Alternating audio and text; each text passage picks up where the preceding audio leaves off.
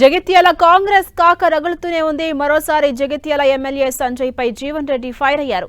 Party ఫిరాయింపు కేసులో సంజయ్ కు speaker clean chit ఇవ్వగా తాను బీఆర్ఎస్ లోనే ఉన్నానంటూ సంజయ్ కూడా ప్రకటించారు. ఇక ఇదే సమయంలో స్పీకర్ తీర్పును స్వాగతిస్తూ సంజయ్ కు చురకలంటించారు మాజీ మంత్రి జీవన్ రెడ్డి. బీఆర్ఎస్ నేతకు కాంగ్రెస్ అంతర్గత విషయాలతో పనేంటి అని ప్రశ్నించారు. ఇకనైనా దొంగ బుద్ధి మాని పద్ధతిగా ఉండాలని, నియోజకవర్గ కాంగ్రెస్ పార్టీలో చిచ్చు పెట్టొద్దంటూ సంజయ్ పై మండిపడ్డారు జీవన్ రెడ్డి.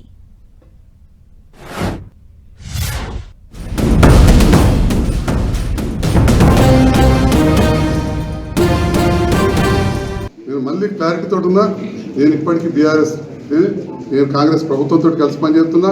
ఈ ఎలక్షన్లో కాంగ్రెస్ అభ్యర్థులు గెలుపుకు నువ్వు కోరిన వాళ్ళంటే కొందరు కోరకపోవచ్చు, కోరకపోతే నేను చెయ్య. అంతకుముందు దాంతో బీఆర్ఎస్ తోటి ఉన్న సహచరులు వాళ్ళు కోరితే కూడా నేను సహాయం చేస్తాను. ఇక్కడ ఉన్న వాళ్ళకి ఇబ్బంది కాకుండా, ఈ స్టేజ్లో ఉన్న వాళ్ళకి ఇబ్బంది కాకుండా ఉంటాయి.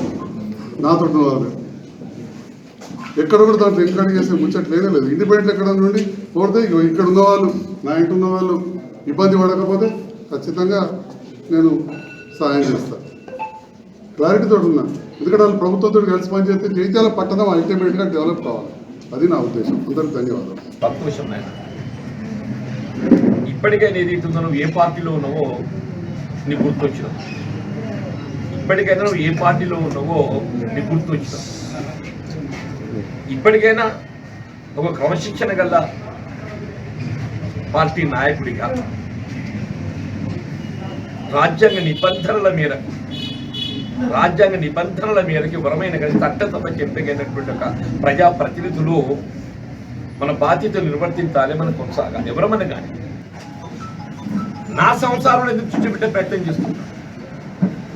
కాంట్రాక్ట్లు అభివృద్ధి అంటే పక్కింటోడికి అర్థమయ్యటం అనే దాదాపు 20 మాసాలు అవుతుంది ముఖ్యమంత్రి గారితో కలిసి